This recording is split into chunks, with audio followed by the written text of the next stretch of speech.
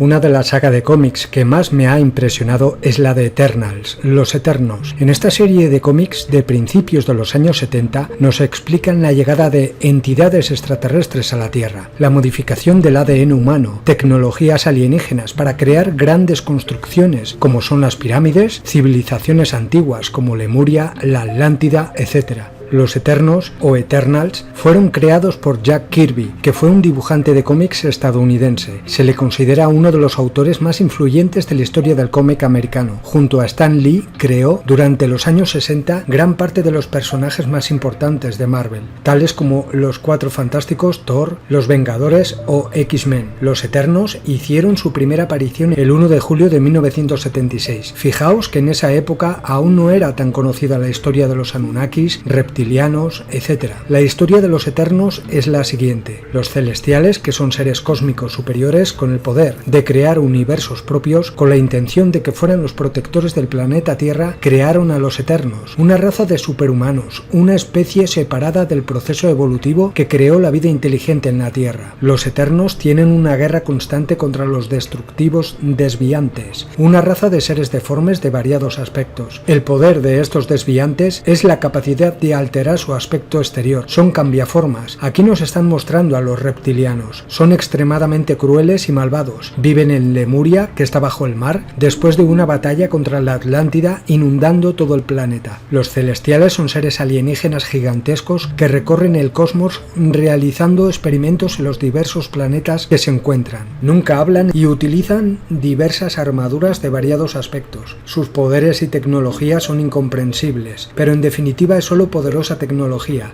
No son realmente dioses, pero son mucho más poderosos que la mayoría de los seres celestiales que son los jefes de los panteones de dioses. La historia de los cómics comienza en una excavación arqueológica, en unas ruinas del Imperio Inca, con los arqueólogos llamados Ike Harris, Daniel Damian y su hija Margot. Allí encuentran ruinas dedicadas a unos gigantescos visitantes del espacio exterior que vinieron a la Tierra durante el reinado de los incas, incluso un observatorio y muchas otras maravillas más. Ike Harris les revela entonces su verdadera naturaleza, que no es humano, sino un eterno, y su verdadero nombre es Icaris. Y aquí viene lo interesante, cómo conectan la creación del ser humano y los Anunnaki. Ike les habla sobre los extraterrestres, que visitaron la Tierra en la primera hueste celestial, y experimentando con los primates los dotaron de inteligencia. Esto dio origen no solo a la humanidad, sino también a los Eternos y a los desviantes. Icaris busca esa cámara para accionar un faro que traerá a los dioses de regreso a la Tierra. Icaris logra activarlo, y al poco rato una gigantesca nave espacial llega al lugar. Icaris cuenta algo más sobre los desviantes en el cómic. Al principio fueron más poderosos que la raza humana y forjaron un imperio cruel y opresor, hasta que llegó la segunda hueste celestial y destruyó con bombas atómicas el imperio desviante. Gigantescos maremotos arrasaron con todo e Icaris logró salvar en medio del caos a un pequeño navío con numerosos humanos y animales. Aquí nos están describiendo las batallas del pasado que tanto describen en las escrituras de la antigüedad como el Mahabharata, y también el gran diluvio que se describe en todas las culturas antiguas. En el cómic, la tercera hueste celestial fue más inofensiva, simplemente se establecieron un tiempo entre los incas e investigaron el desarrollo del mundo. Aquí nos hablan sobre la convivencia de los llamados Anunnaki con los humanos, dejando restos de civilizaciones avanzadas, sobre todo en Sudamérica. Para comunicarse con los celestiales, Icaris encuentra la forma en otra de las criptas, accionando la cripta de la resurrección. Icaris trae de regreso a la vida al legendario héroe inca Tecumseh,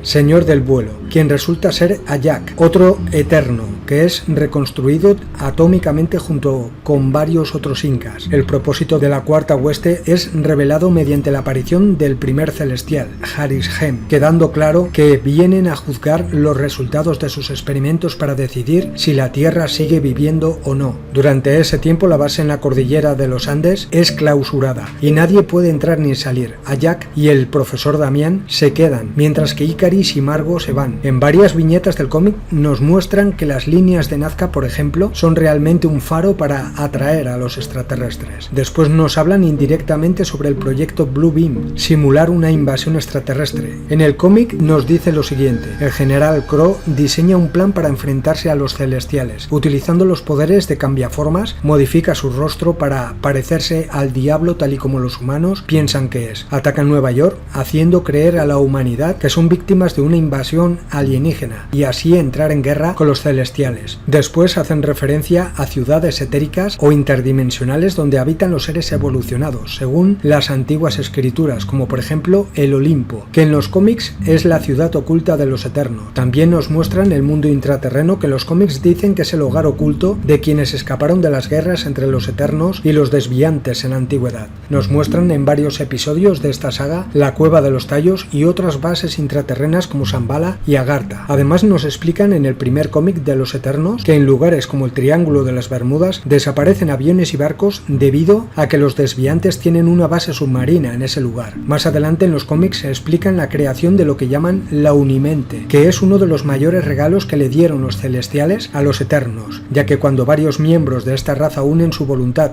e inteligencia, crean un ser de luz, mente y energía pura. Así que es el último recurso que usan cuando las cosas se complican. Aquí nos describen a la gran mente cósmica o una fuente de poder e información cósmica. También en los cómics nos muestran a un eterno llamado Gilgamesh, haciendo referencia a los híbridos Anunnakis que se describen en las tablillas sumerias. En los cómics dicen lo siguiente sobre Gilgamesh: alrededor del 3000 a.C., Gilgamesh fue rey de Uruk en Sumeria. En la antigüedad vagaba por la tierra ayudando a los seres humanos comunes, derrocando a los tiranos y matando a bestias peligrosas. Él y Hércules lucharon codo a codo en las murallas de Ertaza y vencieron al demonio dragón Zu. Después se hizo amigo de Aquiles, también se hizo amigo de Eneas y lo ayudó a conquistar el Lacio, sentando las bases del Imperio Romano. También se hizo amigo del rey David. Finalmente se enteró de su verdadera procedencia, que pertenecía a la especie de los Eternos, y Zuras, líder de los Eternos, lo encarceló en un sector de la ciudad eterna de Olimpia.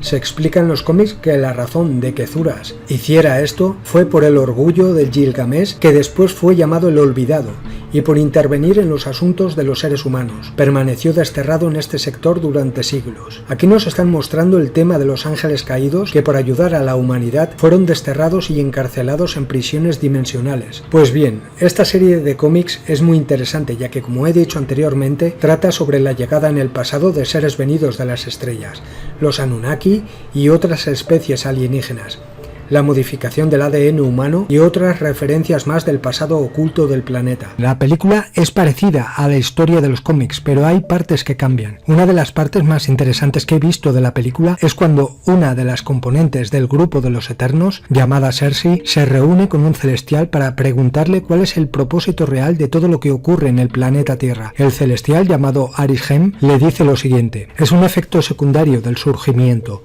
Es hora de que conozca el verdadero objetivo de tu misión. Fueron enviados a la Tierra para dar a luz al celestial Tiamut. Cada 1000 millones de años deben nacer nuevos celestiales. Planto semillas de celestiales en planetas anfitriones del universo. El planeta Tierra fue elegido para albergar al celestial Tiamut. Para crecer, Tiamut necesita grandes cantidades de energía de vida inteligente. Aquí hacen referencia a Tiamat, que es la diosa primordial del mar salado perteneciente a la mitología babilónica, también asociada a un monstruo primordial del caos, mencionada en el poema épico Enuma Elis. Ti significa vida y Ama significa madre. Respecto a su apariencia, suele ser identificada con la apariencia de una gigantesca serpiente o dragón marino. Después sigue diciendo lo siguiente: los desviantes lo evitaban comiéndose a los humanos hasta que los Eternos los eliminaron. Ahora la población humana alcanzó la cantidad requerida. Llegó el momento de que empiece el surgimiento. Con el surgimiento se refieren al reseteo planetario. Aquí nos están hablando sobre los reseteos que realizan cada cierto tiempo en el planeta. Cada vez que ven que la humanidad se levanta, realizan reseteos planetarios y comienzan todo desde cero otra vez. Y Cersei sigue diciendo lo siguiente: pero morirán todos en la Tierra. Y el celestial, confirmando lo que digo sobre los reseteos, le contesta: el fin de una vida es el comienzo de otra. Nuestro universo es un constante intercambio de energía, un ciclo infinito de creación y destrucción. Los celestiales utilizan la energía recogida de los planetas planetas anfitriones para crear soles que generan gravedad, calor y luz, para que se formen nuevas galaxias. Sin nosotros, nuestro universo caería en la oscuridad. Aquí nos están diciendo además que hay unas entidades Arconte, entidades superiores, que están por encima de la pirámide de control de la corporación Arconte, que son capaces de crear mediante tecnología o de otra manera incomprensible para el ser humano, soles que pueden favorecer la vida en planetas fabricados y manipulados artificialmente para crear granjas prisión. Todo esto lo mezclan en esta escena de la película con pensamientos espirituales de cómo la fuente original va expandiéndose infinitamente y que va creando sistemas solares, galaxias, dimensiones infinitas, etc. Pero siguiendo con la película, la Eternal le contesta lo siguiente: toda vida morirá. Ajax sabía la verdad y le contesta el celestial: ella ayudó a surgir a muchos celestiales durante millones de años, y tú también. Entonces la Eternal, confundida, le responde: pero la Tierra fue mi primera misión, yo estaba en casa, en Olimpia. Y aquí viene una de las partes más interesantes de la conversación, y que nos dicen qué son realmente los Anunnaki y otras entidades que trabajan para la corporación Arconte. El celestial le contesta lo siguiente: no existe Olimpia. Este es tu verdadero hogar, y le muestra un gran laboratorio, la fragua de mundos. Aquí construí y programé a los Eternos, y le muestra un robot biológico, un cyborg, y se da cuenta a la Eternal de que hay una gran cantidad de robots en ese laboratorio, y la Eternal, dándose cuenta de la verdad de su existencia, le dice: nunca estuvimos vivos, ¿por qué no puedo recordar nada de esto? Y el celestial le muestra una especie de contenedores luminosos y le contesta: porque tus recuerdos son borrados y reiniciados luego de cada surgimiento. Y ella le pregunta: ¿por qué los guardas? Y él responde: los guardo para estudiar a los desviantes. Yo creé a los desviantes, Cersei, con el mismo propósito que te creé a ti. Aquí nos están diciendo que los Anunnaki y otras entidades que trabajan en la corporación, grises, reptilianos, etc., son realmente la mayoría de ellos a los que envían a los planetas granjas prisión, robots biológicos que van recopilando información de los planetas a los que van, que después, cuando acaban su misión, son llevados al centro de control, reseteados, y los envían a otros planetas de nuevo, a otras granjas prisión. Después el celestial, que representa a las deidades superiores a Arconte, explica cómo aclimatan los planetas granjas prisión para que puedan albergar civilizaciones esclavas, como ocurrió aquí con los dinosaurios. Y dice lo siguiente: cada planeta anfitrión de celestiales tiene sus propios depredadores. Primero envié a los desviantes para exterminarlos, así podía desarrollarse vida inteligente, pero su diseño tenía un defecto: evolucionaron y ellos mismos se convirtieron en depredadores y perdí el control sobre ellos. Entonces los construí a ustedes y los programé, los Eternos, para que fueran seres sintéticos incapaces de evolucionar para corregir mi error. Aquí nos están diciendo que hay entidades que trabajan para la corporación Arconte que se dedican a limpiar los planetas granjas prisión de formas de vida peligrosas para sus proyectos. Cuando llegan a un planeta que favorezca la creación de civilizaciones inteligentes programables, lo primero que hacen es escanearlo y estudiarlo. Buscan formas de vida aprovechables para sus creaciones. Recogen muestras de cada forma de vida de esos planetas primitivos y los adaptan, modifican y programan.